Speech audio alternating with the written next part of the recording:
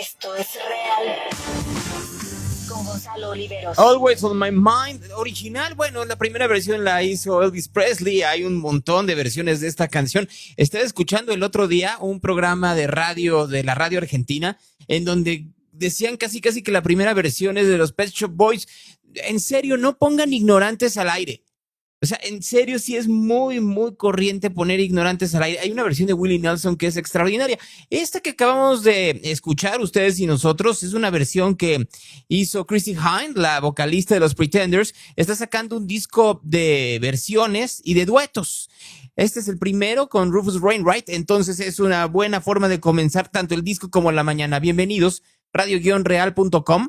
radio-real.com, en Claro Música, en Radio Garden, en Tuning Radio, en los dispositivos Alexa, en todos los lugares en donde quieran ustedes escucharnos y sintonizarnos. Hoy que es jueves y que es día para escuchar a Pliego, la Pólvora Villarreal. Ok, salud. Un borracho fino cervecero, nunca es grosero y no anda de altanero. No demuestra lo macho que es, ni se anda peleando con cualquiera que ve. Cervecero conocedor de los temas que le gustan. Y no mete la lengua ni escupe donde sea en temas que no le interesan. No anda bailando haciendo ridículos en pistas y tablas ajenas. El borracho cervecero enamora y no envenena. El cohete no lo saca ni para enseñarlo. Si lo va a sacar es patronarlo. Rompe botellas de felicidad con mucha sinceridad. Le compra rosas a las damas y no pide nada a cambio. Con verlas felices el borracho se da pando. Qué sabroso es ser borracho. Qué sabroso es ser borracho cervecero. Cerveza con marisco, cerveza con carne asada, cerveza con menudo en la mañana, cerveza para tomar pastillas, como le hacía una tía mía. Y que a lo mejor el día de hoy algún crudo está escuchando este corrido y se le antojó una cerveza para el dolor de cabeza.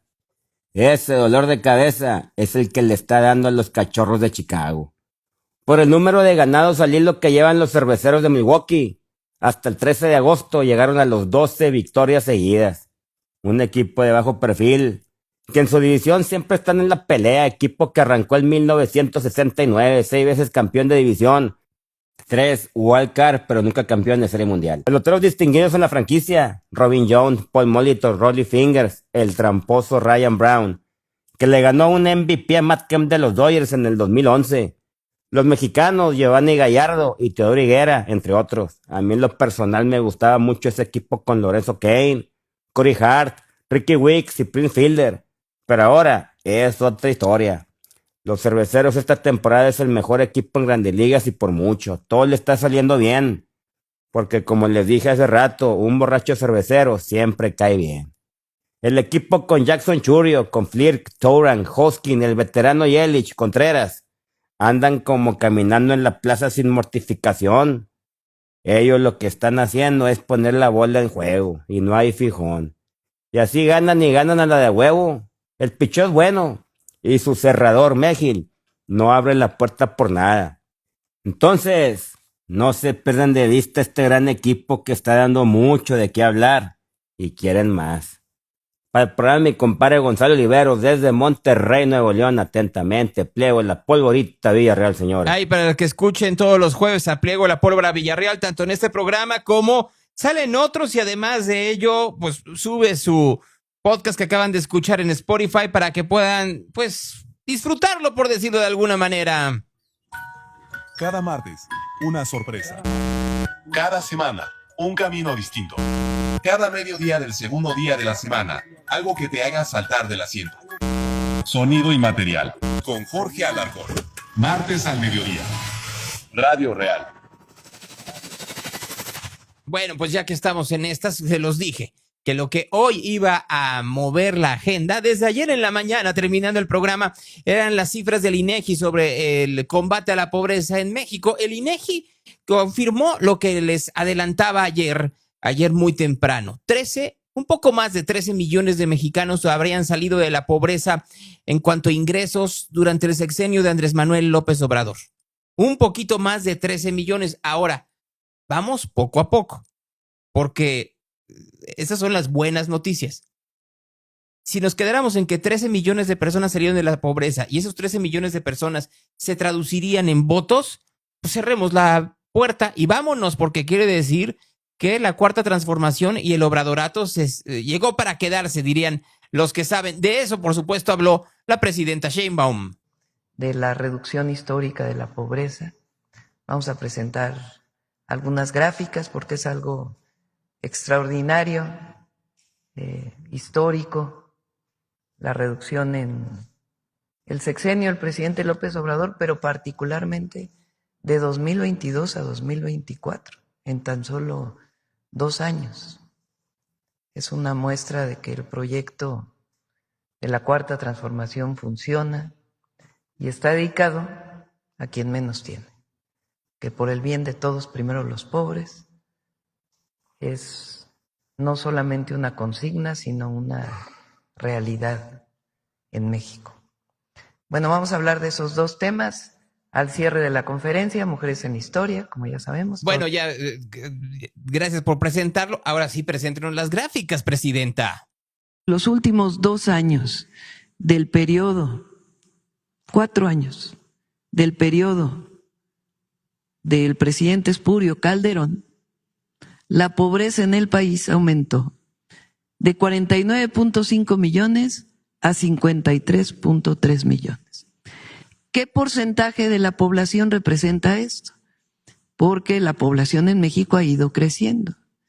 Representa un porcentaje en donde en 2008 el 44.4% de las personas que viven en México o que vivían en México en aquel momento se catalogaban como pobres, tenían una pobreza multidimensional. Y en 2012 aumenta de 44.4 a 45.5%. En el periodo de Peña, hasta 2018, pasa de 53.3, luego a 55.3, 55.2, hasta 51.9 millones de mexicanos en pobreza. Eso representó el 41.9% de la población. Aquí, en diciembre de 2018, entra el presidente López Obrador. Aquí hay un ligero aumento. ¿A qué se debe este aumento? Al momento de la pandemia, el peor momento de la pandemia. La encuesta ingreso-gasto en 2020 se levanta en junio más o menos del 2020, que es el momento en donde están cerrados muchísimos establecimientos. Y en ese momento aumenta el nivel de pobreza en 2020. ¿Qué ocurre del 2020 al 2024? Pasa, digamos, en 2018 de 51.9 millones de personas, en 2024 a 38.5 millones. Más de 13 millones de personas salieron de la pobreza. ¿Qué porcentaje de la población? De 43.9% o de 41.9% en 2018 a 29.6%. Es decir, menos de 30%. ¿Todavía tenemos que avanzar? Sí. El que 30% de la población en México viva en pobreza, pues evidentemente tenemos que seguir avanzando. Ahora vean ustedes, en 2 años, de 46.8 a 38.5 millones de personas. De 36.3 a 29.6 en 2 años. Ahora, ¿qué pasa con la pobreza extrema? 2008, pobreza extrema, 12.3 millones de mexicanos, 11%.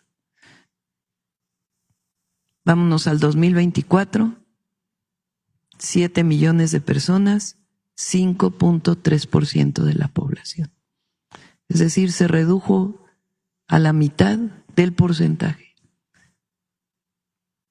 Conociendo además, pues que aumenta la población en México. Esta reducción de la pobreza es una hazaña. de la Cuarta Transformación. Demuestra que el modelo funciona. Porque redujo la pobreza y además la desigualdad. Es decir, hay mayor distribución de la riqueza. ¿A qué se debe esta reducción? Evidentemente, al incremento en el salario mínimo, a los programas de bienestar y al acceso a los derechos. A ver, sí, entra más dinero a la gente. Tiene toda la razón la presidenta Sheinbaum. Entra más dinero y eso hace que haya menos pobreza si nos basamos en el ingreso de las familias mexicanas. Y aquí regresamos. No es por los programas sociales, tienen un cargo, sí, importante, pero fundamentalmente lo que ha hecho que la pobreza baje en México es el aumento al salario mínimo, que si recuerdan ustedes, lo platicamos en junio del 2024. Hablamos aquí que una de las razones por las cuales la gente había votado por Morena había sido porque había llegado más dinero, sí por los programas sociales, pero fundamentalmente porque su salario era mayor. Ahora bien, ya escuchamos los parabienes que van a ustedes escuchar en la propaganda una y otra y otra y otra y otra vez. No lo vamos a decir que no. 13 millones de personas salieron de la pobreza, no así de las carencias. ¿Qué quiere decir carencia y pobreza? Pobreza es que no tienes el dinero necesario. Carencia es que pese a que tienes el dinero, no tienes servicios básicos para poder subsistir. Y ahí la historia es distinta. Los servicios de salud, de nueva cuenta, son el gran problema y el rezago educativo. El rezago educativo pasó de 22.3 a 24.2. Y los servicios de salud de 18.8 a 44.5 de la población. Quiere decir 44 millones de personas no lo tienen. Porcentaje de 15.6 del rezago en salud a 34.2. Solo para que vayamos entendiendo. Con lo cual, si nos vamos a cuáles son las poblaciones con al menos 3 carencias sociales, pasó de 24.2 a 27.0 y de 20 a 20.8. Es decir, hay una mayor cantidad de gente en México que pese a tener el dinero, no tiene para poder subsanar sus servicios, salud, educación, seguridad. Sí, hay más gente que no es pobre porque tiene más dinero. Sin embargo, ese dinero no le alcanza para poder subsanar sus principales necesidades, comenzando por salud. Y dirán, bueno, la verdad es que eso tiene que ver con que la encuesta tuvo variaciones de la manera en la cual se miden los servicios de salud, porque pasaron del Seguro Popular al INSABI, del INSABI al IMSS Bienestar, entonces hubo un merequetengue ahí. No. Aún con eso, el rezago en el rezago en salud es enorme. Sí hay un avance enorme en cuanto a erradicar la pobreza. 13 millones de personas, les vuelvo a decir, son los mismos 13 millones de personas que decía Abraham Mendieta en uno de sus tweets, que si los pusiéramos en fila india, llegarían de Tijuana a Cancún y podrían llevar algunos sombreros tardán desde Sonora a Yucatán. El punto es que sí es una cantidad muy importante de población que recibe más dinero y que si lo dejáramos en dinero es igual a ya no ser pobre, ya no serían pobres, como lo sintetiza la Cuarta Transformación, a la cual hay que aplaudirle no solo por la proeza de darle más dinero y poder sacar de la pobreza en ese sentido a más de 13 millones de personas, sino también de la maquinaria que hace que nos quedemos en esa parte de la ecuación. Sin embargo, esa población está metida en que en México 7 de cada 10 mexicanos sufren carencias. 7 de cada 10 mexicanos todavía no pueden cantar victoria porque pese a ganar dinero, no tienen un buen servicio de salud, no tienen un buen servicio de educación. Ya no hablemos la infraestructura en la cual viven y ya no hablemos de la seguridad. A eso agréguenle, que tampoco lo dicen, los errores en la encuesta. Gonzalo Hernández Licona, que no menosprecia en nada el dato de combate a la pobreza que dio el día de ayer a conocer el INEGI, pero sí resalta lo siguiente. ¿Cómo puede ser que la población sin acceso al agua pasó de 9.189.000 personas en 2022 a 4.529.000 de personas en 2024? Es decir, la mitad. ¿En serio combatieron el rezago de agua en México para dejar en 50% menos? El cambio del cuestionario puede ser la respuesta. El cambio del cuestionario puede ser la respuesta y esto, por supuesto, afecta la medición de pobreza. Y así como Hernández Licona, que señala esto que les estoy mencionando, de errores en el cuestionario, muchos más, ayer lo decíamos de Máximo Jaramillo y de algunos cuantos más, que señalaron y sobresalieron que hay un problema en la encuesta. Hay un problema en la encuesta. Y debiéramos entonces de ver hasta dónde está dicho problema. Claro que no se debe menospreciar porque no se puede, perdón que se los diga, no se puede menospreciar que efectivamente hay grandes diferencias entre el 2024 y el 2018. Se los decía ayer. Enrique Peña Nieto dijo que bajó 2 millones, 3 millones de personas y lo aplaudieron como si no hubiera mañana. Que ahora sean 13 millones y bajo los mismos parámetros, esto sí. Que ahora lo digan en el caso específico de 13 millones y cachito es de aplaudir. Pero al mismo tiempo no se puede dejar de mencionar estos enormes problemas en salud, en educación, en infraestructura, en las más de 3 carencias que están sufriendo millones de mexicanos, 7 de cada 10 en México. Regresamos. Es muy importante, muy importante, el recordar que lo mismo decían los gobiernos priistas y panistas. Ahora bien, ningún gobierno neoliberal había llegado a una cifra tan grande de erradicación de la pobreza. Sí, de hecho sí, Vicente Fox. Por eso no llevan la gráfica, se quedan en Calderón y Peña y no se van a Fox por la sencilla razón de que ahí mismo tendrían que decir que sí la hizo sin ser la cuarta transformación. Mientras estoy platicando de esto con ustedes, la presidenta Sheinbaum acaba de anunciar la detención de un exdirectivo de Pemex acusado dentro del caso de Brecht, dentro de este mismo caso en donde Emilio Lozoya acusó a todos. Hubo un detenido, el señor Lavalle, que ya salió de la cárcel y que ahora es parte del gobierno de Laida Sansores, pero ya hay un nuevo detenido de ese entonces.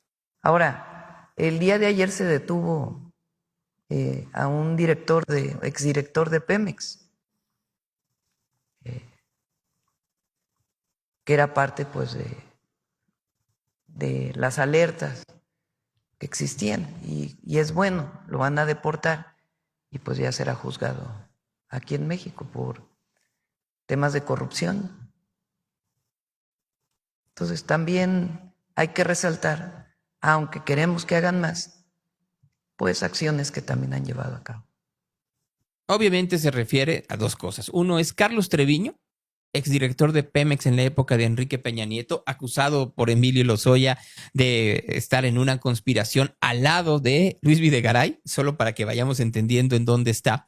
Y la segunda cosa que está diciendo la presidenta tiene que ver con la colaboración. Se supone que deben de colaborar de muchas formas del gobierno de los Estados Unidos con México en el combate al crimen organizado, al tráfico de fentanilo y por supuesto a los cárteles de la droga. Se extendió un poco sobre ello la presidenta esta mañana. Hay comercialización ilegal del fentanilo. ¿Quién vende el fentanilo en las ciudades de Estados Unidos? En Filadelfia, que queda del otro lado, en el este. ¿Cómo llega hasta allá el fentanilo? ¿Quién lo distribuye? ¿Quién lo vende? El lavado de dinero en Estados Unidos. Porque ¿dónde queda ese dinero por la venta de fentanilo y de otras drogas? Entonces ellos tienen que hacer su parte también en los Estados Unidos. Y nosotros hacemos nuestra parte, y es parte o es esencia de lo que hemos estado conversando en las mesas, que la colaboración y la cooperación pues tiene que ver también con la operación en cada uno de los países. Ahora, el día de ayer se detuvo a un exdirector de Pemex, que era parte pues de las alertas que existían, y es bueno. Bueno, sí colaboran mucho el gobierno de los Estados Unidos con la presidenta Sheinbaum, a veces hasta de más. Ayer hubo una reunión en donde estuvo el señor Gertz, estuvo el señor Harfuch, explicando cómo fue no extradición, pero traslado de los 26 capos acusados de narcotráfico y de algunos otros delitos, como en el caso del Queenie, a los Estados Unidos. Primero habló Harfuch. Para garantizar la seguridad pública, disminuir la violencia en nuestro país y proteger a la ciudadanía. El día de ayer, en coordinación, cooperación y con pleno respeto a la soberanía y reciprocidad internacional con el gobierno de Estados Unidos, se concretó el traslado de 26 generadores de violencia. Se acordó con el Departamento de Justicia de ese país a no solicitar la pena de muerte ni para los 29 iniciales que fueron trasladados en el mes de febrero, ni para estos 26 trasladados recientemente. Esta decisión se tomó por interés nacional y bajo el más alto criterio de seguridad para nuestro país.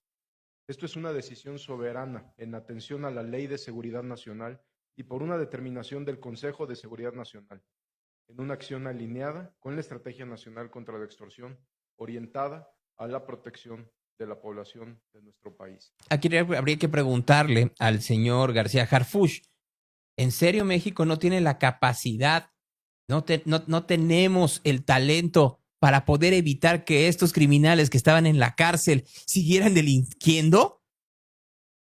¿Qué nos falta? ¿Inteligencia, presupuesto, voluntad o simple y sencillamente no vamos a combatir nunca la mera complicidad que existen entre las autoridades y los criminales? Porque que los tengas que enviar a los Estados Unidos porque aquí no los puedes controlar cuando ya los tienes en cárceles de máxima seguridad, hablan mucho peor de la manera en la cual tú estás haciendo tu estrategia de seguridad que de las exigencias de los Estados Unidos. Solo que minutos después Alejandro Gertz Manero dijo algo radicalmente distinto. ¿Cuál es la diferencia de los criterios que se utilizaron? Pues la primera entrega de delincuentes a esta segunda. La primera, ninguna diferencia. Estamos aplicando la misma base constitucional, la misma base legal, estamos aplicando las mismas convenciones internacionales, estamos aplicando el mismo sistema donde un país soberano requirente le pide a un país soberano requerido un apoyo de este carácter que está dentro del marco legal nuestro. Exactamente lo mismo y además es lo mismo que vamos a seguir haciendo. A ver, entonces, para quien no lo pudo escuchar porque estaba muy bajo el audio de Gertz Manero, entonces, ¿el problema es que lo mandamos nosotros por cuestiones de seguridad nacional o lo pidieron los Estados Unidos? O son las dos cosas, pero pónganse de acuerdo. Deberían todos de ponerse de acuerdo. Miren, para no ir más allá. Ayer, en la mañana, el periodista Manuel López San Martín dio a conocer que un dron había viajado desde Texas hacia el Estado de México y daba vueltas y vueltas y vueltas en la zona de Avándaro y de Valle de Bravo. Una zona que hay que recordar está muy atacada, muy puesta en la mira de García Harfuch y de las autoridades mexicanas, porque ahí están haciendo todo el procedimiento, uno de los procedimientos más importantes en contra de la extorsión. ¿Se acuerdan que, de hecho, hace un par de semanas hubo hasta estos cierres y estos bloqueos por parte de narcotraficantes o miembros del crimen organizado? Bueno, ¿se acuerdan? Apenas el martes, Claudia Sheinbaum había dicho que no había un solo dron volando territorios mexicanos que fueran drones de los Estados Unidos. ¿Esto qué es? Si no es un dron que esté volando territorio mexicano y que es un dron de los Estados Unidos, pues ni modo que sea un papalote, Museo del Niño. Le preguntaron entonces a García Harfuch sobre este dron y dijo, sí, efectivamente, el dron que está volando es un dron que nosotros le pedimos al gobierno de los Estados Unidos que nos lo prestara, porque pues ya saben. Por último, ha habido reportes en medios de comunicación sobre un dron militar de Estados Unidos sobrevolando esta mañana el Valle de México. ¿Nos puede compartir algo? Sí, claro, no es un avión militar, no es un dron militar. Son aviones que son drones o aviones no tripulados, mejor dicho, que vuelan a petición específica de alguna institución del gobierno mexicano. Vuelan específicamente en apoyo y colaboración para investigaciones que nosotros tenemos en nuestro país. En este caso está volando la zona de Tejupilco y otras áreas del Estado de México. Pero esa petición de nuestro país, ninguna aeronave vuela, no hay ningún avión militar que vuele, digamos, en nuestro país de esa manera. Finalizamos sesión de preguntas. Bueno, pues ahora resulta que todo es porque lo pide el gobierno de México. Los señores de los Estados Unidos tienen como que otros datos. Ayer entrevistaron a Tom Homan. Homan, como ustedes refieren y recuerdan, es el zar de la frontera. Este hombre que, pues desde hace mucho tiempo, mucho tiempo, está señalando como terroristas a los cárteles mexicanos y pide una intervención un tanto cuanto más severa. Y Homan, pues no se echó para atrás. I just want to ask you a little bit of a sidebar question, because I think this is an interesting story today. The government of Mexico has sent 26 cartel members back to the United States, sort of given us people that they believe are involved in the drug trade. They're cartel members. And I'm curious, the stipulation is that there'll be no death penalty for these individuals. We know that President Trump has talked about, enacting special forces to shut down some of the cartel drug activity coming in from Mexico. What do you think about this offering from Mexico's side to give up these 26 cartel members as sort of an opener in that exchange? Well, look, I said from day one, all the way back to the Republican National Convention, that President Trump will wipe the cartels off the face of the earth. And he would designate them terrorist organization, and he has. Because the criminal cartels of Mexico have killed more Americans than every terrorist organization in the world combined. So this is one of the steps President Trump's taken. The Biden administration could have asked for cartel members to be extradited to this country. They didn't. They had an open border. Multiple pounds of fentanyl came across the open border and killed 250,000 Americans. President Trump has committed to American people going to make this country safe again. He's going to save lives. He's going to shut down the cartels and wipe them off the face of the earth. And vean ustedes. El señor Homan no se va por las ramas y sigue diciendo que ahí hay un foco rojo con el gobierno de México. El gobierno de México atempera la situación y termina por decir de que es una colaboración. Otros dicen que es por seguridad nacional, igual que la petición de los drones que habían dicho en un inicio que no estaban volando territorio mexicano y terminan por decir que sí. ¿A quién le creemos?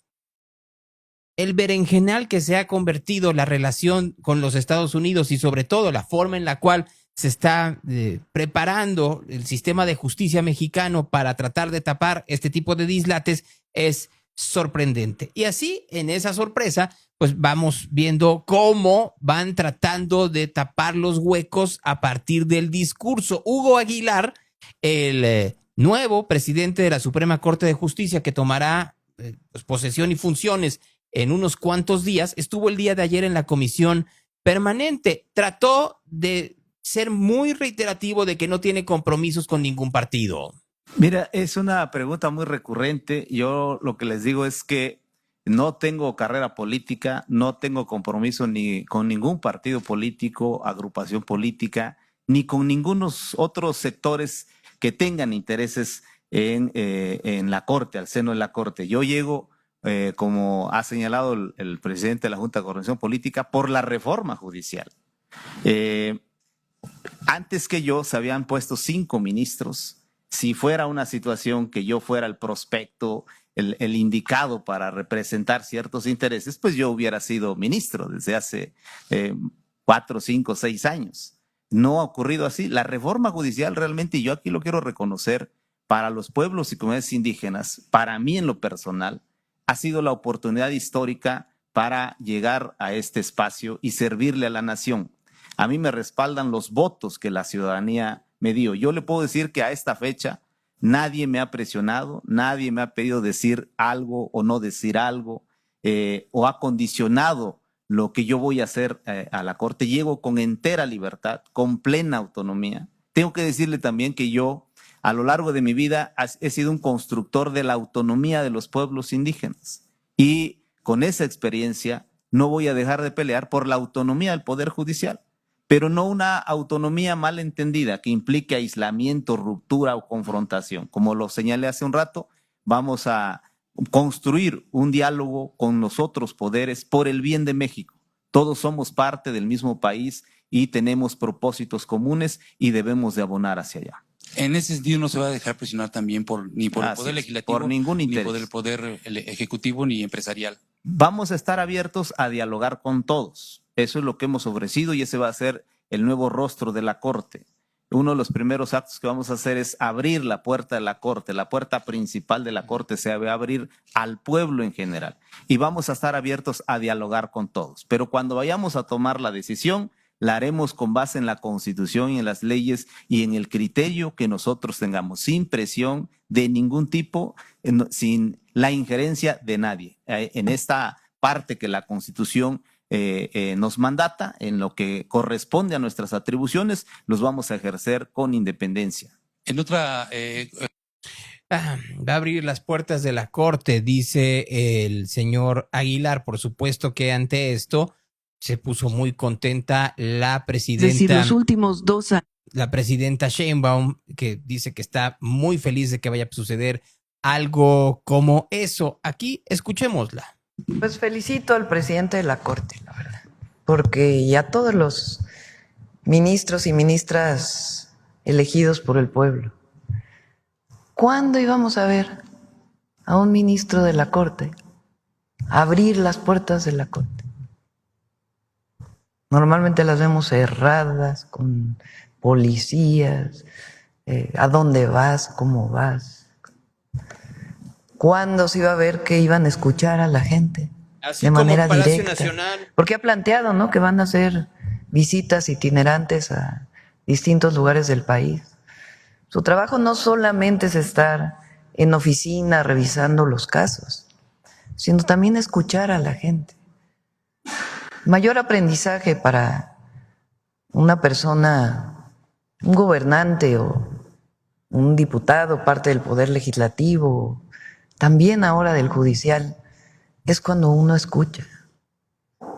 Porque si uno se quedara nada más con las reuniones de gabinete o de gabinetes, o solamente quien tiene acceso a una reunión aquí, que abrimos la puerta siempre. Pero si no vas y no escuchas, no ves lo que piensa la gente. Ahora resulta que Palacio Nacional está abierto. Vamos a darnos una vuelta a ver si nos dejan entrar a la mañanera. Ya olvídense de cualquier cosa. Así, vamos a entrar a la mañanera y que nos dejen cuestionar. La respuesta es no. ¿Por qué? Porque no se dan cuenta que están ya muy perfilados quiénes son los que hablan ahí. ¿Cuántos medios públicos hablan a la semana? Del 14, del 11, del IMER, de etcétera, etcétera, etcétera. O los vendidos. ¿Cuántos? A propósito, hablando de medios públicos que deberían de ser, ya está en funciones la ley de telecomunicaciones y radiodifusión, y los que siguen violándola de forma consistente a partir de su falta de ética y su falta de pluralidad son los medios públicos, el 14, el 11, el 22, entre algunos otros. Pero dice la presidenta que Genaro Villamil lo está haciendo re bien. Porque dice la verdad. Entonces, está haciendo un muy buen trabajo coordinando el sistema. Por eso decidimos dejarlo. Gracias. Porque dice la verdad. Genaro Villamil dice la verdad. ¿En serio? ¿En serio dicen la verdad? ¿Ustedes qué opinan? ¿Dónde está dicen que la verdad es relativa y la neta es absoluta. Su verdad, como la de Niulka, ¿será más cercana a la neta o más cercana a la mentira? Es más, la pregunta del día de hoy en este programa llamado Real, para ustedes que me están viendo en Instagram y en Facebook, y los que quieran participar a través de radio-real.com y a través del Twitter Geoliveros, es: ¿los medios públicos mexicanos dicen verdades o dicen mentiras? Participe en este momento a partir de estos medios de comunicación que le acabo de decir e interactúe con la presidenta Sheinbaum, que dice que Genaro Villamil dice la verdad. ¿Qué opinan ustedes? ¿Los medios públicos coordinados por Genaro Villamil dicen la verdad o mienten? Pueden ustedes participar a través del Twitter Geoliveros, a través de radio-real.com o a través de la pantalla de Instagram. Dicen aquí mentiras, mentiras, dicen mentiras. Dicen mentiras. Que conste que estoy leyendo sus comunicaciones y sus mensajes. Mentiras, mentiras, mentiras, mentiras. Son ustedes los que participan y nos dicen. Los medios públicos mexicanos dicen puras mentiras, dicen también por acá. Mentiras. Así como ustedes lo pueden leer en su pantalla, yo se los repito. Mentiras, mentiras, mentiras, mentiras. Y así me puedo seguir si me metiera en este momento a los mensajes que están llegando a radio-real.com. Lo que me dicen ustedes en esta mañana es mentiras, mentiras, mentiras. Pura basofia. Esas son puras mentiras. Mentiras, verdaderamente mentiras. Ve a la mañanera y transmite en vivo, que no nos dejan. Dicen tanta verdad que con las mentiras no se nota. Mentiras, mentiras, mentiras. Mentiras vuelven a decir aquí, mentiras dicen acá dicen mentiras. En pocas palabras, según lo que ustedes están diciendo en esta mañana, en nuestra encuesta express de Radio Real, lo que dicen los medios públicos de este país son mentiras. Ahora, el chiste de esto es ver si solo son los medios públicos que están en el gobierno federal o si también son los medios públicos que están en los estados, que miren que Pinochos, una verdadera y muy alterada, arreglada. Mentiras como la serie de Amazon. Mentiras.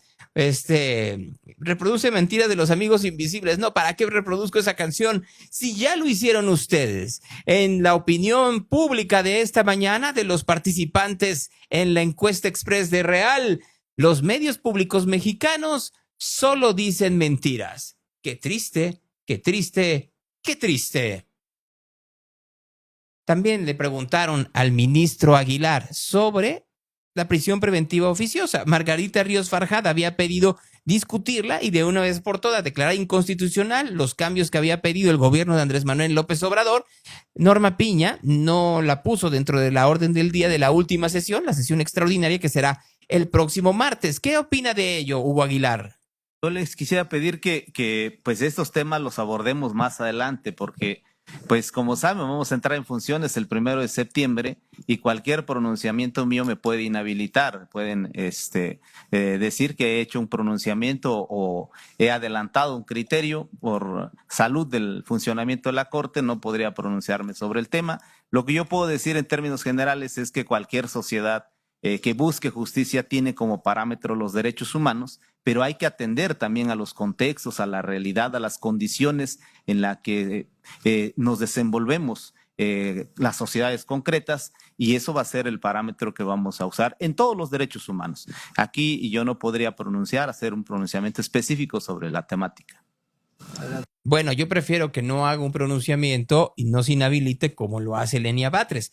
Bueno, Lenia Batres tendría que estar inhabilitada de la mitad de las discusiones que hay en la Suprema Corte, no solo por ignorante, sino porque, pues, literal, una y otra vez habla de ello en redes sociales y en entrevistas sin darse cuenta que poco a poco va empujando a la Corte a una decisión que no necesariamente sea legal, intentando con ello, por supuesto, hacer un sesgo partidista e ideológico. Pues ya veremos. Hablando de la Corte, ayer fue el último día de la primera sala y entonces hubo ciertas expresiones de los ministros que estaban en ella. La verdad, primero quiero refrendar todo lo ya dicho por mi compañera y mis compañeros. Me uno a los agradecimientos y solo me resta decir que verdaderamente para mí ha sido un privilegio. Muchas gracias. Ese es el ministro Gutiérrez Ortiz Mena. Aquí el ministro Pardo Rebolledo. Me despido diciendo que a pesar de los infundios y las calumnias, nos retiramos, algunos de nosotros, con la dignidad y la vocación intactos.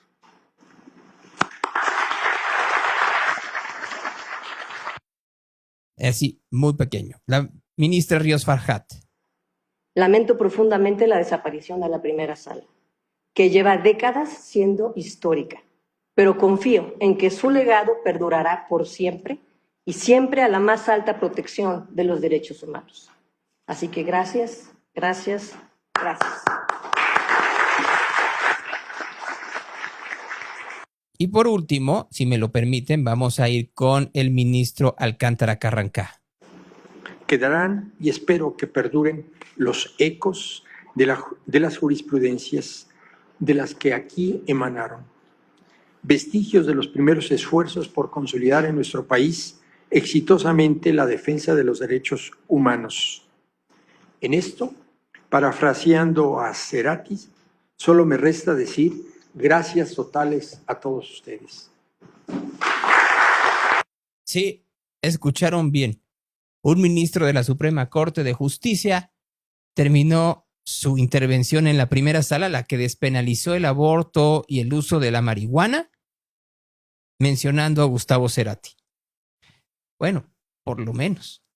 Ayer fue la primera intervención pública del nuevo director de la Unidad de Inteligencia Financiera. La primera intervención pública fue realmente buena porque dijo que lo primero que tiene que hacer es combatir la corrupción gubernamental.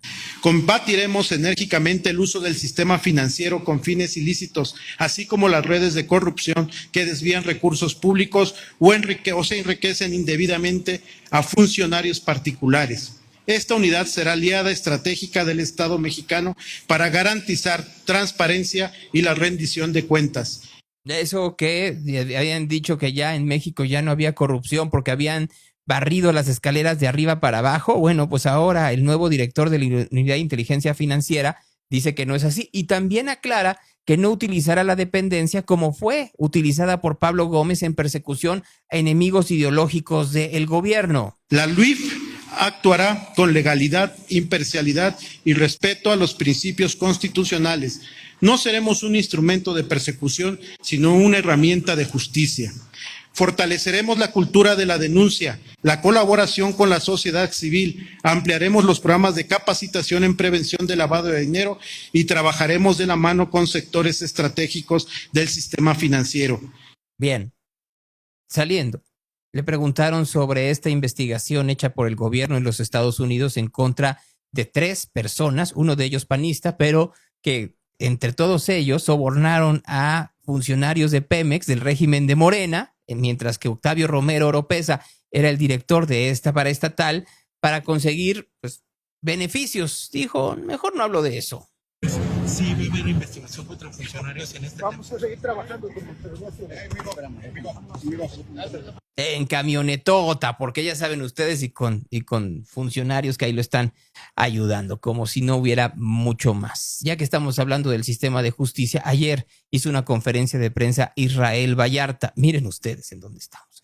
Y Vallarta dice, pues yo espero la apelación por parte de la Fiscalía. Como lo dije hace unos días, el recurso de apelación procede para todas las partes. En este caso, el Ministerio Público, las víctimas, sus asesores jurídicos pueden hacerlo. Nada los impide. Al contrario, sería violatorio de sus derechos el que no se les permitiera o que yo, como procesado o ex procesado, hiciera algo para evitar esta nueva revisión dentro de una apelación. ¿Es normal? ¿Es justo? ¿Es correcto? Si no hay ninguna autoridad, no. Es un derecho de las partes procesales. Nada más quiero decirles algo. Hubo muchas imprecisiones ayer. Para empezar, y reitero, yo jamás he sido declarado culpable ni en esta ni en ninguna otra causa penal. Tampoco tengo ninguna averiguación causa penal esté ahorita en suspenso. La única que se llevó es por la que fui librado. Esta causa penal se hizo un acumulatorio de 6 averiguaciones previas. Efectivamente, 6 posibles o presuntas víctimas. ¿Y por qué hablo presuntas? Porque si bien se han exhibido como tal, muchas de ellas se prestaron a un montaje que no tenía que haber sido. 3 o 4 de ellas ya fueron analizadas por la Suprema Corte de Justicia en el amparo en revisión 2017, 2011, en donde se decretó que no eran viables por carecer de veracidad al haber sido coaccionadas y aleccionadas por el Ministerio Público Federal y en unos medios de comunicación. Dado lo anterior, les comento a ustedes. Esta apelación se está conforme a que el Ministerio Público no estuvo de acuerdo, o aparentemente no estuvo de acuerdo, en que se haya decretado una libertad absolutoria. Insisto y perdonen, siempre he sido inocente.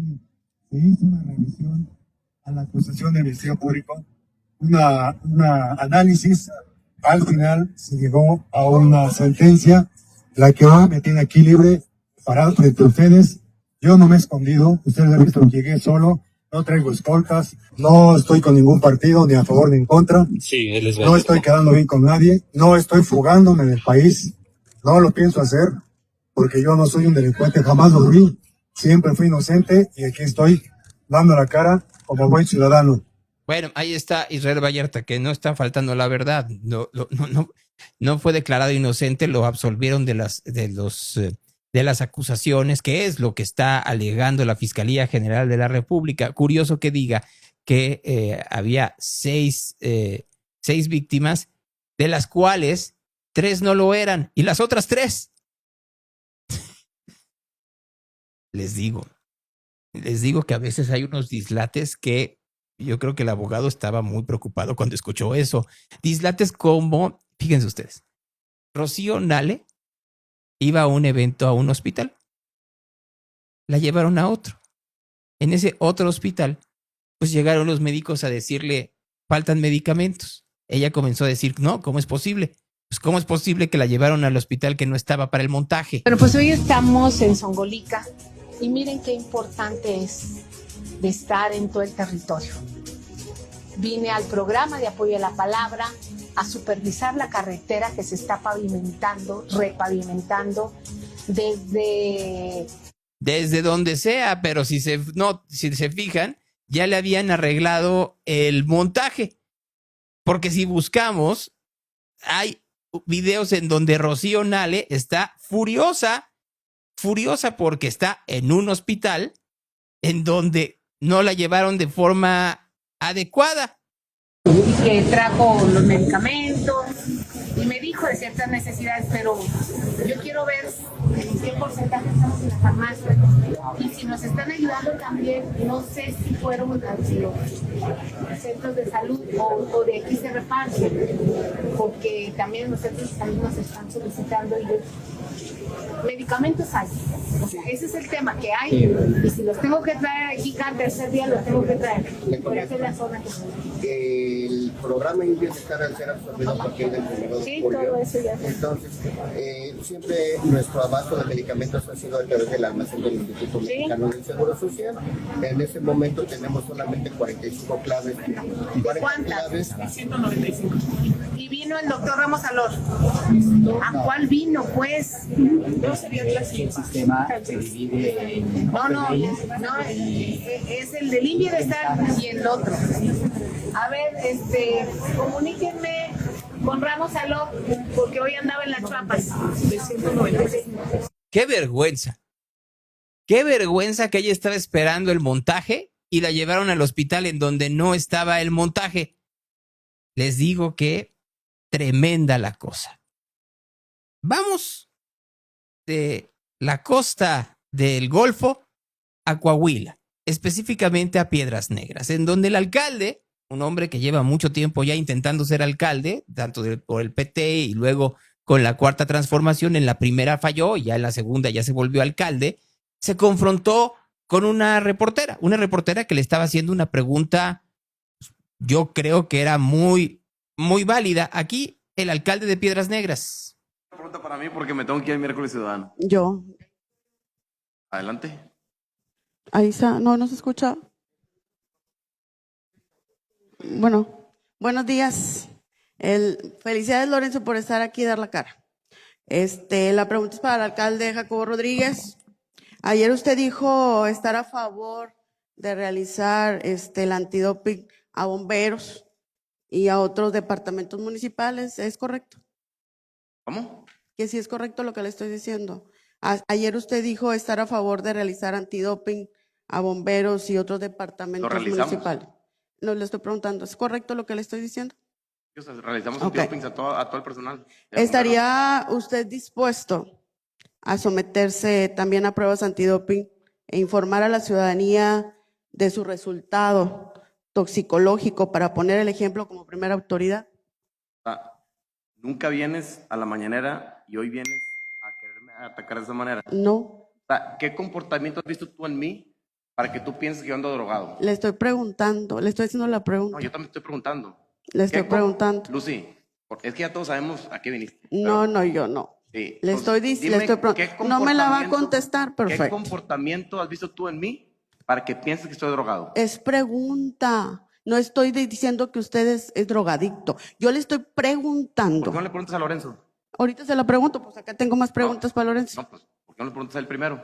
No, la pregunta es para ¿Por usted, qué, no para Lorenzo. ¿Por qué no le preguntas a los regidores? Porque le estoy preguntando a usted, alcalde. Por eso. O sea, La pregunta es para usted. ¿Qué es lo que quieren lograr? No, Lucy? la pregunta es para usted. ¿Qué comportamiento has visto tú en mí para que pienses Yo que estoy solamente drogado? le estoy preguntando. ¿Por qué haces esa pregunta? ¿Por qué se me ocurrió? ¿Le preguntaste eso a Norma, a Claudio, a Purón? No, porque no había mañaneras. No había mañaneras. No, pero sí había entrevistas. No. ¿A quién me las has preguntado? Le ¿Qué otro estoy político le has preguntando preguntado? a usted. ¿Le has preguntado a Brígido Moreno? No me la va a ¿A contestar, Manolo perfecto. Jiménez? No me la va a contestar. ¿A Memo Ruiz? ¿Le has preguntado eso también? Le ¿Por qué- estoy por qué a mí? preguntando a usted. ¿Por qué a mí? Bueno, invite a Memo Ruiz, invite a todos los demás y les hacemos las debidas preguntas. Bienvenidos. Pues invítelos y si los juzgamos o les preguntamos. Pero no me va a pero nunca contestar la vienes. pregunta. O sea, nunca vienes. ¿Por qué quieres que vengan Mire, aquí si como nunca la vez vienes? pasada usted me dijo que ¿por qué no venía? Es que yo trabajo y cuando no trabajo vengo a la mañanera. Ay, ¿en qué trabajas? Te la pasas con los regidores ahí molestando y quitándoles el tiempo. Molestando. Sí. ¿Por qué molestia, Mira, alcalde? mira, Janet, ¿cómo le hace? ¿Por qué molestia? Aburres ahí, O le no pregunto, haces nada, le quitas pregunto, el tiempo nada ¿por qué más. molestia? Usted O sea, contésteme como hombre, ¿por qué molestia? No, pues porque todos me lo dicen. ¿Qué le dicen? ¿Quiénes aquí le dicen? ¿Qué haces en la oficina de regidores? Dígame. ¿A eso te dedicas? Dígame. ¿A ir a molestar a No, regidores? no. ¿A quiénes les molesto? Entonces, diles, ¿a qué te dedicas? A ver, ¿a quiénes les molesto? Platícanos a qué Primero te dedicas. contésteme la pregunta que le hice y yo le contesto lo demás. Platícanos a qué te dedicas. Primero contésteme. Ya, siguiente.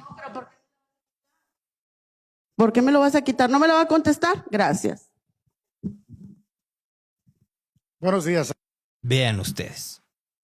Jacobo Rodríguez se llama el alcalde de Piedras Negras, que es muy seguido en redes sociales, específicamente por un sector de la población que le gusta lo que hace Jacobo Rodríguez en el gimnasio. Ellos sí conocen al alcalde de Piedras Negras, que después de este dislate con esta reportera salió a dar un desmentido. Buenas noches a todos y todas. Bueno, pues ya prácticamente me voy enterando que soy trending nacional gracias a una pregunta que me hicieron hoy en la mañanera. Y bueno, soy Jacobo Rodríguez, soy presidente municipal de Piedras Negras, Coahuila. Sí, somos un gobierno de la 4T, sí. Hacemos mañaneras todos los días damos la cara ante el pueblo, ante el periodismo, reporteros, reporteras. No se le niega el acceso a nadie, no se restringen preguntas. Todo es completamente transparente, ¿no? Entonces, bueno, les quiero dar el contexto. Una reportera me hace una pregunta en la cual yo contesté de manera impulsiva, pero para darles contexto, esta persona históricamente siempre me ha golpeteado a través de sus páginas de redes sociales, de bazares. Es una persona que ya que entre ella y yo hay una relación de fricción. Somos todos de Piedras Negras, nos conocemos. Y bueno, yo llevo ya 7 meses de alcalde, pero bueno, He hecho ya 3 campañas políticas y desde un principio ella siempre ha sido mi adversaria, es adversaria de mi gobierno. Y bueno, ella me hizo esta pregunta, que si yo estaba dispuesto a hacerme un antidoping. Yo le contesto, bueno, pues, ¿qué comportamiento has visto en mí como para yo hacerme un antidoping? O sea, ¿por qué me voy a someter a tu agenda? Eso es todo. Pero bueno, la gente que no es de Piedras Negras, que no conoce el contexto de lo que siempre ha pasado aquí, pues se salió de control la pregunta, ¿no? Pues yo debí haber contestado, claro que me hago el antidoping junto con todo mi gabinete, y claro que estoy dispuesto a hacerlo, 100%, pero bueno, es parte del golpeteo político, es parte del periodismo chayotero que existe aquí en Coahuila. La verdad es que están muy enojados. ¿Por qué? Porque Piedras Negras es la frontera más segura del país. Piedras Negras es la segunda ciudad más segura de México y Piedras Negras es el gobierno más eficiente del país. Todo esto según datos del INEGI. Lo pueden checar en Google. Entonces, ese es el problema, ¿no? No se ganchen. He recibido demasiado hate de parte de gente de todos lados, muchos estados de México. Entonces, quería salir a decir el contexto de las cosas. Eso es lo que está pasando. No es nada más. Claro que estoy dispuesto a hacerme un antidoping, repito, junto con todo mi gabinete, y yo me voy más allá. Yo propongo que se empiece a legislar en las cámaras locales, en el Congreso y en el Senado, para que todos los servidores públicos del país seamos sometidos a un antidoping paulatinamente, constantemente. El tiempo, o sea, cada semana, cada mes, cuando quieran. Estoy puesto y dispuesto. Entonces, ese es el contexto. Quería salir a decir, era pertinente hacerlo. ¿Por qué? Porque ya vi que ya se hizo toda una avalancha, que creo que es necesario detenerla de alguna manera, y bueno, que ustedes también sepan mi versión de lo que pasó, de lo que está pasando, de lo que ha pasado aquí en Piedras Negras. Y bueno, estamos a la orden. Dios les bendiga a todos. Pobrecito Jacobo Rodríguez, que lo trata tan mal la gente, por no decir, sí, me doy el antidoping y no pasa absolutamente nada, porque todos son prensa chayotera que lo que quiere es descarrilar a un presidente municipal que es muy eficiente. El problema es que, pues, si fuera tan eficiente, se hubiera callado ahí y ya, no hubiera pasado absolutamente nada. Estos personajes de la Cuarta Transformación luego tienen unos delirios de persecución muy curiosos. Ayer en la permanente, la diputada Lidia Aguilar se fue contra Lorenzo Córdoba. Pobre mujer. Dejar este día de mencionar que mientras celebramos el Día Internacional de los Pueblos Indígenas, este Poder Judicial ha otorgado un amparo para que se remueva de los libros de texto no solamente los dichos, sino las actitudes pues de menos racistas del ex titular del Instituto Nacional Electoral, Lorenzo Córdoba, que no solo lo hizo en un comentario desafortunado, sino en una en una narrativa completamente desafortunada, y que hoy reclama por su racismo una supuesta persecución política. Esta pobre señora, ojalá y pusiera tanto ahínco en su rehabilitación como te lo pone en su desmedido odio hacia la oposición. Ella es de Chihuahua y espera, por supuesto, que haya las posibilidades de crecer, por decirlo de alguna manera. No es posible en la siguiente elección, pues por la sencilla razón de que Andrea Chávez será la candidata de Morena y de la Cuarta Transformación a la gubernatura de Chihuahua, pero que le eche ganas, como el señor Fernández Noroña, que ayer anunció o presentó el cuadro con el cual se le recordará como presidente de la Cámara de Senadores, del Senado. Ahí lo tiene. Bien bonito su cuadro. Extraordinario acabado, dijo Fernández Noroña del cuadro que están viendo ahí ustedes.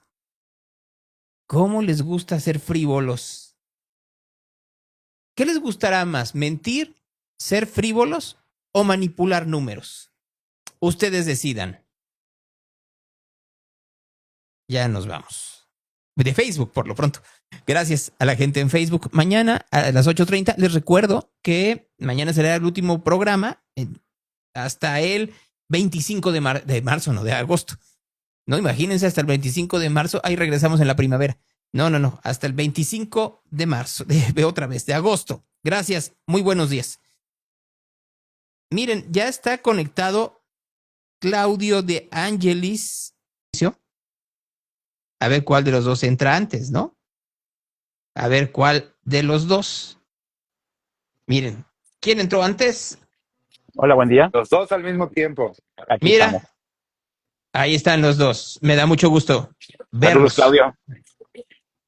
Saludos, Marco. Fíjate, Claudio, perdón, Gonzalo, si me permites, buenos días para ti también. Estoy aquí frente al mercado del elote, aquí por la zona de Analco. ¿Ubicas? Sí, no, pero ¿por qué estás ahí? Bueno, vengo aquí a una reunión, aquí a una institución aquí del gobierno del estado. Aquí es el patio del Centro Cultural Patio de Los Ángeles, a ver un tema de patrimonio cultural, justamente de edificaciones. Pero mira, aprovechando que estaba aquí lo gastronómico, aquí enfrente de un mercado que se llama Mercado del Elote, justamente es famoso por la venta de este tipo de alimentos, que a mí la verdad no me gusta el elote, pero bueno. Y tú, Claudio, aprovecha feliz. que estás por ahí, hay unas tortas ahogadas que son las tortas ahogadas Popeyes. Uno de los mejores frijoles de Guadalajara y es una gran torta ahogada. Muy bien, Marco, pues ve por tu torta ahogada. Yo no soy nada fan de las tortas ahogadas. Y si las he probado, buenísimas, ¿eh? No. Hay tan buena comida en Jalisco para acabar con un pan remojado en salsa. Bueno, no, Gonzalo, es buenísimo la torta ahogada. Carnitas, virote y una buena salsa, gárrate. No, bueno, a ver, déjame ir rápido con Marco para entrar contigo, porque además estás sudando. ¿Qué haces? ¿Mucho calor en Grecia? No, ahorita estoy en un ferry. Ahorita te platico la odisea, pero perdí el vuelo, no perdí ni un vuelo, se atrasó un vuelo, entonces no pude agarrar el ferry de ayer y agarré hasta hoy. ¿Pero cómo? ¿Tu vuelo? ¿Te quedaste en Dallas? Justo el de Dallas se atrasó y de ahí pues todo se fue retrasando y llegué a Atenas y ya no alcancé el ferry para ir a Patmos y hoy ya voy rumbo a Patmos. Ya salieron Sirvió todos. porque me quedé ahí en Atenas, nos echamos ahí buena comida. La musaca, que es un platillo muy típico de aquí, es de mis favoritos. Hoy nos echamos eso, unos huevos revueltos también con yogur, nunca lo había probado y pues también ya empezó esto. Muy bien. A ver, mientras, ¿qué te parece que mientras Marco nos da su reporte, nos pones la cámara para ver la vista del ferry de lo que estás viendo? Ahí está, Marco, Bueno, vas. Claro que sí, comentarles, miren, con esta vista espectacular que nos da Claudio desde Grecia, en Avenida 16 de Septiembre y Mexicalcingo hay un percance para que lo tomen en consideración, otro más en prolongación Michel González y Camino Alvado, además cierre de un carril en Avenida Acueducto a la altura de Plaza Acueducto para que lo tomen en cuenta, en Periférico Sur y Avenida de la Llave, en el sur de la ciudad, hay otro percance también en dirección a Carretera Chapala, una carambola más temprano Avenida Lázaro Cárdenas y Rotonda del Álamos 8 de julio, ya los carros están ahí en la lateral también para que lo tomen en cuenta, cierres en calle Andrés Tamayo, en la colonia Nueva Santa María de Tlaquepaque, además cierres también en un carril de Santa Margarita, en su cruce con Cerezo en dirección al Periférico, una persona atropellada en Avenida La Paz y Rayón también para que lo tomen en cuenta, más sincronizados los semáforos de Avenida Calzada, Independencia y Washington, los de Félix Palavicini y Circunvalación, Francisco Saco Enrique de León, funcionados semáforos, y también más sincronizados de José María Vigil de Terranova a Montreal. Vialidades, complicada circulación, aparte de las que ya comenté, Washington de Ferrocarriles hasta Federalismo, Lázaro Cárdenas, prácticamente desde el Álamo hasta 8 de julio, más en los cruces con la Avenida Colón, también ha sido muy complicada esta mañana este cruce, Avenida 16 de Septiembre y la Calzada Independencia, en su cruce justamente allí ya muy cerca de Avenida La Paz, también para que lo tomen en cuenta, Huitláhuac y Calzada Independencia, y Avenida Américas desde la zona de Ávila Camacho hasta Patria, nos comentan que está colapsado justamente en dirección ahí donde empieza el Hospital Gómez Farías, prácticamente hasta Plaza Patria, también para que lo tomen en consideración, lo que es también el reporte vial, Real, Gonzalo, Claudio, todos. A ver, ahí, que tanto para Claudio como para ti, porque estamos viendo una panorámica de la Minerva. A ver, tanto Claudio como tú, ¿cómo pasaría el segundo piso de López Mateos por aquí? No lo concibo. O sea, ¿por dónde lo vuelas? No, tampoco, y aparte, Gonzalo, digo, yo no soy arquitecto ni ingeniero, digo, seguramente ellos sabrán más, porque aparte de abajo ya está el túnel, entonces creo que los cimientos tendrían que ser mucho más abajo, ¿no? Todavía. Es que, a ver, yo pienso, por ejemplo, una cosa así se hizo en la Ciudad de México, en donde está la fuente de petróleos, en donde sí tuvieron que cavar y cavar para lograrlo, pero aquí es imposible porque ya tienes un túnel. Entonces tendrías que hacer un túnel sobre un túnel para poder lograrlo y no veo cómo, sinceramente. Sí, a menos que traigan otra vez como la tuneladora o excavadora que hicieron cuando hicieron la línea 3 del tren ligero, justamente cuando pasó ahí por que tuvo que pasar por abajo de donde ya está el tren subterráneo de la línea 2, allí en la Pero zona de... se vuelve totalmente inviable, Marco. Económicamente se vuelve totalmente inviable porque, según Franje dice, no hay lana para poder hacer esto. Entonces, como no hay dinero para hacerlo, tendríamos que concesionarlo. No hay nadie que vaya, a menos de que quieras cobrar por el segundo piso, ahora sí, un ojo de la cara. De por sí, en la Ciudad de México es carísimo el segundo piso y no se tuvieron que hacer ese tipo de obras como las que se tendrían que hacer en López Mateos, Marco, Claudio.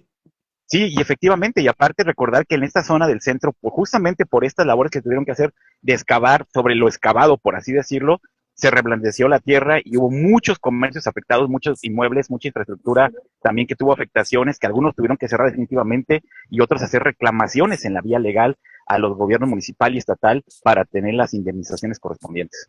Bueno, pues así está la cosa, muy complicada. Yo no Creo sé que cómo podría le haber vayan a otras hacer. soluciones, ¿no? Gonzalo, Marco, confírmame, ¿Guadalajara es la ciudad con más carros per cápita? Sí, estaba considerada así todavía el mes pasado. Habría que checar Yo esa creo que la parte. medida es que realmente todos como sociedad empecemos es que dicen que en Guadalajara no hacemos eso de las rondas, no hacemos lo de, o sea, en reuniones de amigos no hay esa cultura de pasar uno por otro, o sea, cada quien se va en su carro, igual en el tema de las familias, cada quien tiene su carro y además un carro para la familia. Y dicen que eso, o sea, más bien nos hace falta hoy no circula o que todos nos pongamos un poquito más las pilas para que el tráfico en Guadalajara sea menos caótico. ¿Será, Marco? Sí, no sé si esa es la única solución. Yo sí le voy mucho al tema del transporte público, siempre y cuando sea eficiente, porque yo sí soy muy fan del tren ligero, pero el problema es que está fallando el tren ligero a la semana, te falla 2 días o 2 veces al día, pues sí, no, entonces ya se vuelve inviable también. Es que, a ver, estás diciendo una clave a esto, Marco. O sea, siempre se dice, vamos a apostar por el transporte público. ¿De qué estamos hablando? O sea, el transporte público en México es muy extraordinariamente deficiente. Entonces, vamos a buscar cómo lograr con el transporte público arreglar el berenjenal. No veo cómo, si no hemos podido arreglar ni siquiera el hombre camión. O sea, Sí, ya no nos vayamos más allá. Entonces, tenemos ese problema. Y a eso agrégale, Marco, pues que la gente, como bien dice Claudio, pues somos muy fifís y queremos andar en nuestro bólido, pero solos, que nadie nos acompañe ahí en nuestro bocho, en nuestro Suru, en nuestro Chevy, en nuestro March, en nuestro BYD, en nuestro Dolphin. Ahí presumir que tenemos un coche nuevo, aunque en nuestra línea, ahora va a ser en el coche del gobierno, en nuestra línea, y ahí a ver a dónde vamos, ¿no? O sea, tendríamos que estar apostando por el transporte público y el gobierno de México nos dice que nos va a construir un coche. O sea, ya con eso te digo todo. Sí, no, definitivamente le estamos apostando a lo equivocado. Aquí mencionaron un punto bien importante, parece sencillo, parece broma, pero es anécdota. Los semáforos de Plaza del Sol y el de José María Vigil y Jesús García hacen una monserga a López Mateos, es decir, de verdad, poniendo en sincronización o quitando los semáforos, sería un poco más fluido. No es la solución tampoco, pero la verdad es que sí está, el tema del transporte público se ha vuelto también una monserga. Aquí, fíjate, Gonzalo, el día de hoy, y volvieron aquí alguien lo comentaba ahorita también, todo el cambiadero de rutas que han hecho, el derroteo que han cambiado también. El día de hoy empezó a pasar otra vez con otra ruta, y me llama la atención porque hay rutas que de repente, ahí por la casa de ustedes, por la zona de Jardines de la Cruz, de repente quitan rutas y luego de repente ya vuelven a pasar, y entonces no le da certeza a la gente de que pueda tomar un transporte público, independientemente de que ni pasa frecuentemente y de que se vuelve también peligroso de repente subirse. Bueno, nada más quedé pensando en algo y ahí se los dejo a los dos de tarea. ¿Cuántas calles cerradas y que puedan ser susceptibles de convertirse en vías alternas existen en Guadalajara? Muchas. ¿Sí? Muchas. ¿Cuántas? Sí, es verdad. Sí, es verdad. O sea, porque creo también, es que creo también que nos hemos creado esta idea de abramos todas las calles, y luego esa parte de Guadalajara no la conozco. Abramos todas las calles que se han convertido en cotos privados y con eso. Y en una de esas no te solucionan en nada.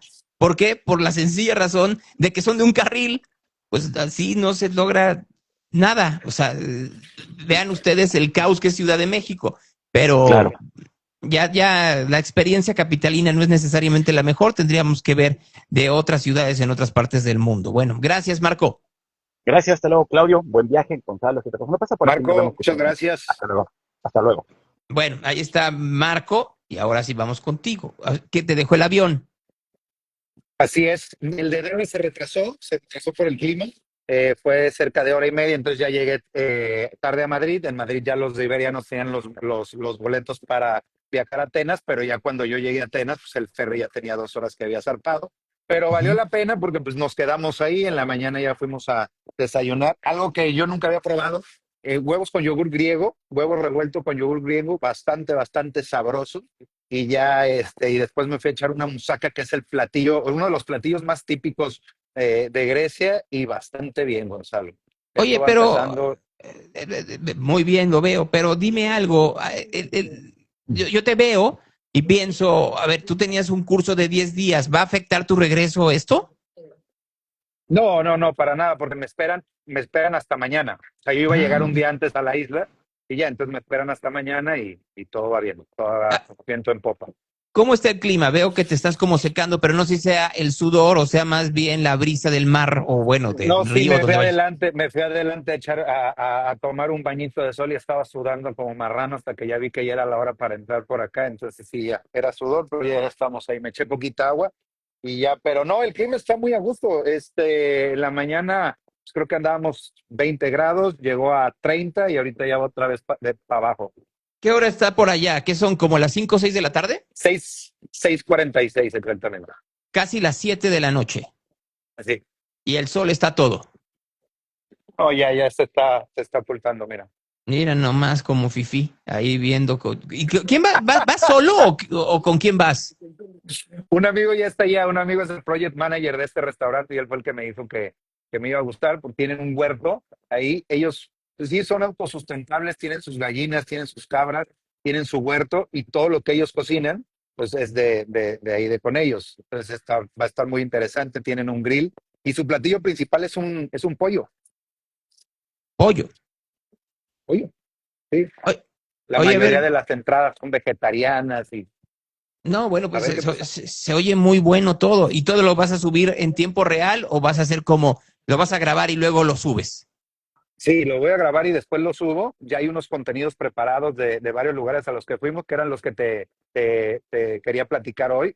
Entonces van a estar subiendo esos contenidos y ya para que no merme tanto lo de los clientes como lo que ya está grabado, porque sí hay mucha garnachita que vale la pena compartir. Y también no voy a tener tiempo de ordenar los contenidos ni saber cómo voy a estar publicando qué ni cada cosa. Entonces prefiero guardarlo y ya después prepararlo bien y contar la historia. Oye, para terminar, ¿cuándo es MexBest? ¿Es este fin de semana? Creo que es la próxima semana, creo que es el del 19 al 22, creo.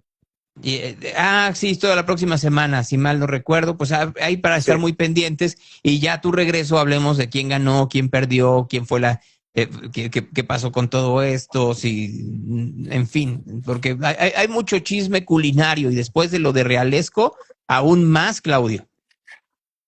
Sí, ahí hay de todo. Podemos tener una sola sección para hablar de estos MexBest y de cómo beneficia a Jalisco y también cómo lo puede, quizá cómo hay otras vías para invertir en otras cosas y que se potencie mucho más la gastronomía del estado. Creo que sí cabe para todas las pláticas y discusiones.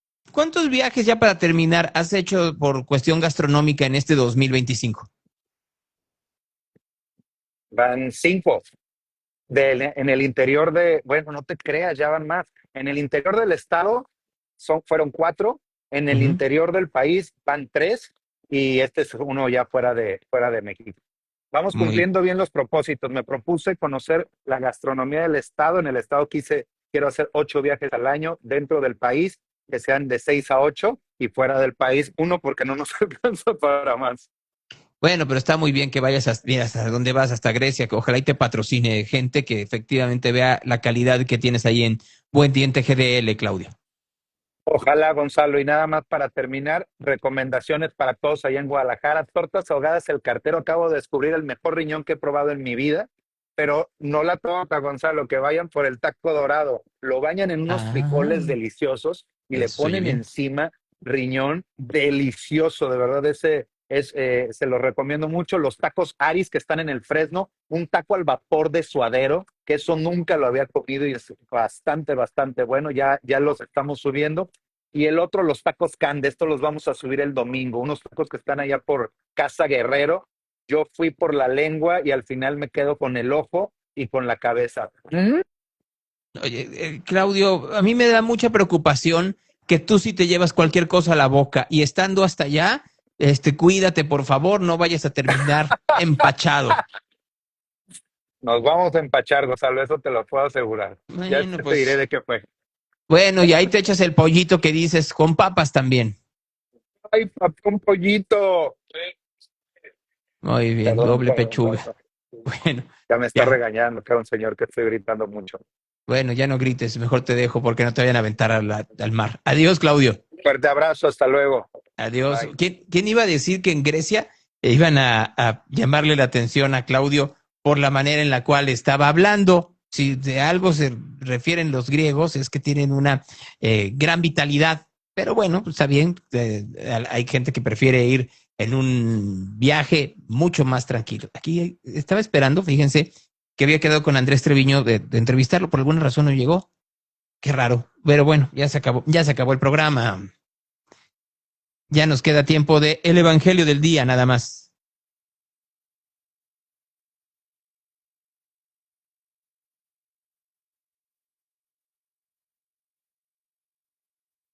En aquel tiempo Pedro preguntó a Jesús, Señor, ¿cuántas veces tengo que perdonar las ofensas que me haga mi hermano? ¿Hasta 7 veces? Jesús le dijo, mira, ahí está, hasta 7, no te digo hasta 7 veces, sino hasta 70 veces 7. Por eso el reino de los cielos es semejante a un rey que quiso ajustar cuentas con sus siervos. Al empezar a ajustarle, le fue presentado uno que debía 10,000 talentos. Como no tenía con qué pagar, ordenó el Señor que fuese vendido él, su mujer y sus hijos, y cuando tenía y que le pagase, entonces el siervo se echó a sus pies y postrado le decía, ten paciencia conmigo que todo te lo pagaré. Movido a compasión, el señor de aquel siervo le dejó en libertad y le perdonó la deuda.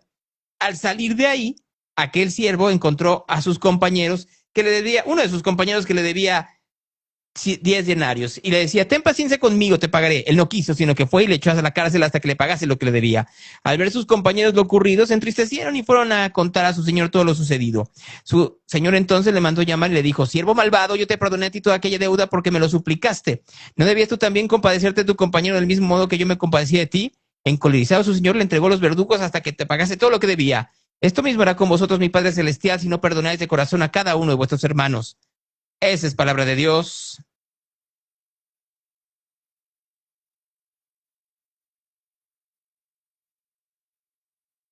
Bueno, les había dicho, es que no lo había visto. Una de esas fue, sí, no, es una de esas es un error totalmente mío. Entonces, en un momento, déjenme ver, pueda poner con ustedes en comunicación a Andrés Treviño. ¿Por qué? Porque Andrés va a presentar hoy jueves, aquí en el Senado, en la Cámara de Diputados, el informe del Observatorio de Participación Política LGBT IQ+ de las Américas y el Caribe. Hola, ¿cómo estás, Andrés? Me da mucho gusto saludarte. Bien, bien, muy bien, contento de estar acá contigo. Más contento de verte, porque además hace un rato que no nos veíamos desde que llegaste al gobierno de Jalisco, pero eso no quiere decir que no estés. Yo creo que hoy estás mucho más activo de lo que andabas como servidor público. Bueno, es diferente, ¿no? Cuando estás de servidor público, estás en atención directa, ¿no? Acompañé 1,300 víctimas de violencia y discriminación, ¿no? Era otro tipo de saturación, pero hoy estoy, pues, en una organización global, el Victory Institute, que se dedica a fomentar la participación política LGBT, junto con otras organizaciones del continente, YAG en México, Caribe Afirmativo en Colombia, PROMSEX en Perú, Diversidad Dominicana en República Dominicana y Somos EDC en Honduras. Tenemos un observatorio regional de participación política que lanzamos en mayo del año pasado y ahorita estamos presentando pues el primer informe de este observatorio. Hicimos una encuesta a casi 5,000 personas LGBT que participan en política en 29 países del continente americano. Ajá. Para pues tener un poco el contexto de cómo hacemos política las personas LGBT, ¿no? Podemos intuirlo, pero bueno, ahora ya ponemos datos sobre la mesa que nos dicen que por un lado estamos pues ganando más que nunca, ¿no? O sea, de todas las personas LGBT que han llegado a un cargo de elección popular, recordemos que la primera en todo el continente americano fue Patria Jiménez en 1997. La mayoría el 40 y tantos % de esas personas lo hicieron en el último ciclo electoral, ¿no? Es decir, que un poco el contexto que estamos viendo ahorita de amenazas, de retrocesos, no es una derrota del movimiento LGBT, sino es un reflejo de cómo estamos llegando en mayor número que nunca a ocupar cargos de elección popular. Y eso lo hacemos pues a pesar de un montón de retos, ¿no? Como la violencia política. La mitad de las personas que han sido candidatas LGBT han sido sujetas de violencia durante su campaña y el 40% de estas encontraron que esa violencia vino por parte de personas dentro de su mismo partido, ¿no? Algo que pues es gravísimo, ¿no? El 88% de las personas que fueron encuestadas considera que el hecho de que no haya personas LGBT en los espacios donde se toman las decisiones es el principal obstáculo para que se reconozcan nuestros derechos. La mayoría de las personas LGBT que militan en un partido político no cree que su partido político respondería por si son víctimas de violencia o discriminación. Algo que es bien interesante es que el 86% de las candidaturas no reportaron un financiamiento igualitario, es decir, los partidos no le dan el mismo dinero a todas las candidaturas, hay candidaturas que tratan privilegiadas y las que se consumen todo el recurso público del partido, y en el caso de las candidaturas LGBT, ¿no? Que hoy en México pues están obligados por ley a presentar, pues las mandan a la guerra sin fusil, ¿no? No les dan presupuesto, y las personas que trabajan para su campaña tampoco tienen sueldo, ¿no? El 60% de las personas que trabajaron en la campaña de una candidatura LGBT lo hizo sin recibir un sueldo. Entonces, bueno, aún hay un montón de brechas para la participación política plena. Eso es un poco lo que vamos a estar discutiendo hoy en la Cámara de Diputados con la Comisión de Diversidad Sexual, con el diputado Jaime López Vela, en un momento en el que me parece que es muy importante poner estos datos sobre la mesa, porque sabemos que ya viene en este país una nueva reforma electoral, una reforma que se está haciendo pues desde el poder, ¿no? Vemos que en la semana la presidenta anunció la comisión que va a redactar esta reforma, y es un poco preocupante porque si se eliminan los plurinominales o si se cambian algunas de las fórmulas, es muy probable que estas diputaciones que representan agendas y no necesariamente distritos, pues puedan perder un terreno que hemos ganado pues en estos 30 años de democratización del país, ¿no? La mayoría de las personas LGBT que han ocupado un cargo de elección popular lo han hecho por la vía plurinominal. Esto no quiere decir que las personas LGBT no queramos competir. De hecho, algo que tenemos muy mapeado es que cuando hay personas LGBT que compiten por votos, les va muy bien. Y de hecho, principalmente a las mujeres.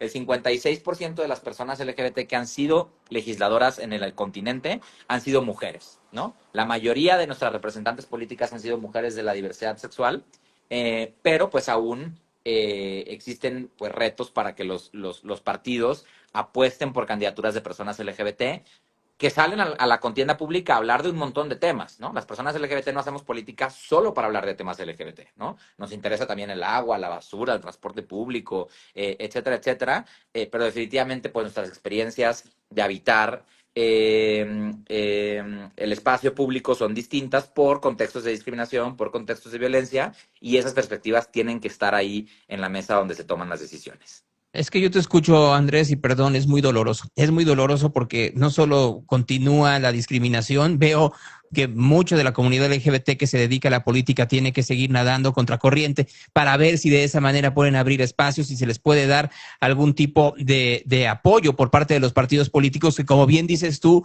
los ponen en un segundo término en comparación a lo que los partidos tradicionales, en un pensamiento tradicional, piensan que son pues boletos asegurados, y a eso luego hay que agregarle los estereotipos, en donde no me sorprende que sean las mujeres quienes tengan mayores posibilidades de triunfo en contiendas electorales, a partir de que se piensa, todavía en estos tiempos, de que los puestos políticos tendrían que ser dirigidos eminentemente por hombres. Y entonces se tiene esa parte en donde se busca el estereotipo de una mujer que es lesbiana y que es parte de la comunidad LGBT IQ+, podría ser mucho más cercana a la labor de un hombre y no así un hombre homosexual. Y eso es brutalmente doloroso. Tienes toda la razón. En este cambio de paradigma que se quiere con los plurinominales, en donde se quiere que se sea más por popularidad que por lista, lo que corre riesgo es la comunidad homosexual, para decirlo muy, muy fácilmente.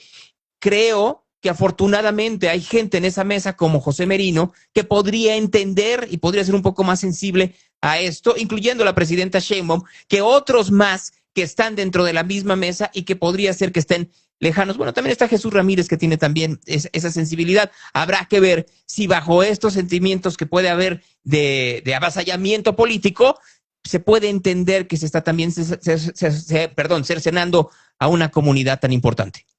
Así es, sí, justo, pues, no, partiendo de que aún estamos subrepresentados, ¿no? Recordemos que en 2021 el INEGI ya publicó una encuesta que dice que en México al menos el 5% de la población se identifica como LGBT. Obviamente esto es un número muy conservador, ¿no? Vemos que entre los jóvenes que en ese momento tenían entre 15 y 18 años, el 15% de ese sector de población se identifica como LGBT. Esto ya hace más sentido a lo que globalmente se reconoce como una estadística, es decir, aproximadamente el 15% de la población es parte de la diversidad. Pero según estos datos de INEGI, a nivel nacional somos el 5%, el 5% de 500 es 25. Es decir, nosotros tendríamos que tener en cada legislatura 25 personas de la diversidad sexual ocupando puestos en todos los partidos, ¿no? No quiere decir que van a ser 25 personas que piensen igual y que tengan exactamente las mismas opiniones, ¿no? Pero pues tendría que haber una representación. La Cámara de Diputados tendría que reflejar la diversidad sociodemográfica de este país y hoy no lo hace, ¿no? Si estuviéramos en un escenario de representación plena, cada legislatura habría 25 legisladores LGBT distintos, que algunos serían excelentes, otros quizá no, como lo es en general el promedio de nuestro Congreso, pero abonaría a una representación equitativa y la teoría de cambio de nuestras organizaciones es que pues el simple hecho de que esas personas lleguen ahí hace que la mesa se nutra con un mayor número de perspectivas. Por acá veo que Sergio Pinto dice que nuestros políticos deberían ser los más preparados, ni hombres, ni mujeres, ni perros. El problema es que hoy hay hombres muy poco preparados que llegan a estos cargos de elección popular por la forma en la que se seleccionan las candidaturas y dejan fuera a mujeres, a personas LGBT, que son mucho más preparadas que esos hombres, pero que enfrentan una discriminación o por género, o por orientación sexual, o por expresión de género. Entonces, justamente, hacer estas acciones afirmativas, hacer un planteamiento de un acceso equitativo al derecho a la representación política, pues nos garantiza tener una clase política cada vez más preparada, ¿no? Porque no está atravesada por la discriminación. Es que creo que hay una mala interpretación, Andrés, y qué bueno que lo dijiste. O sea, no se trata de denme el puesto nada más porque soy parte de la comunidad, no, es al contrario. O sea, lo que está sucediendo es que hoy hay una inequidad enorme en la sociedad, como lo hay para las mujeres, lo hay para la comunidad LGBTIQ+. El problema de esto es que si no lo verbalizamos, esas inequidades van a comenzar a crecer aún más. Es lo que está diciendo Andrés con esta reforma electoral. Pues si comunidades como esta ya de por sí son discriminadas, pueden ser aún más discriminadas en un afán de control político, y hay que poner el énfasis de que no se trata de atacar a la Cuarta Transformación, a Morena, sino que es algo que se viene arrastrando desde regímenes anteriores, obviamente con el PRI y ya no digamos con el PAN. Entonces, es ahí en donde tenemos que entender que si no luchamos porque todo el mundo tenga los mismos derechos y que no haya ese tipo de discriminaciones, luego no nos quejemos cuando nos quitan derechos a la mayoría de la población. Sí, y en ese sentido hay un dato en la encuesta que me parece que es muy interesante y que describe mucho esto. De las personas LGBT que han sido candidatas, el 65% ya militaba dentro del partido político que la postuló. Es decir, las personas de la diversidad sexual ya estamos en los partidos, ya estamos en las instituciones públicas. Cuando estuve en el gobierno de Jalisco hicimos una encuesta sobre diversidad en el servicio público y nos arrojó que 1 de cada 8 funcionarios públicos del Estado se identifica como LGBT. Es decir, ya estamos ahí, pero también nos enfrentamos a un escenario donde hay un techo de cristal, donde no se nos permite llegar a las candidaturas o a los puestos de toma de decisiones. Por ejemplo, el 77% de los militantes LGBT encuestados indicó que no participa en la toma de decisiones del partido. Ya estamos ahí, pero aún no se nos deja participar en igualdad de condiciones. Y bueno, pues vamos a llevar hoy este informe a la Cámara de Diputados para abonar justamente a una conversación técnica sobre el derecho a la representación política. Es el día de hoy en la Cámara de Diputados a las 5 de la tarde en el Salón Legisladores de la República. El Observatorio de Participación Política LGBTIQ+ de las Américas y el Caribe invita a esta presentación. Yo, Andrés, te agradezco estos minutos. Perdón que tuviera mucho tiempo, pero es que no te veía entrar, pero vi que estabas aquí muy pendiente viendo cómo Claudio se iba a echar un pollito con papas. Así es, tomando nota de dónde ir por unos tacos de suadero. Sí, pero con riñón. ¿A ti te gusta el riñón? No tanto, yo no me meto cualquier cosa a la boca como Claudio, pero... ¿Ves?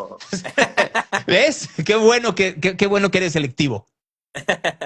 Muy bien, pues muchas gracias por el espacio para visibilizar eso y quienes les interese un poco el trabajo, en redes sociales estamos como Liderazgos LGBT y ahí pueden pues consultar este informe y pues todo el trabajo que estamos haciendo para visibilizar esos contextos. Que no pase tanto tiempo para volver a platicar contigo, Andrés. Ojalá acá nos veamos pronto. Que estés muy bien, te mando un gran abrazo. Igualmente. Ahí está Andrés Treviño Cantú esta mañana con nosotros ya para nada más despedirme de ustedes porque ahí viene Yair Cardoso, que seguramente ya está muy, muy listo. Esto es real. Con Gonzalo Oliveros.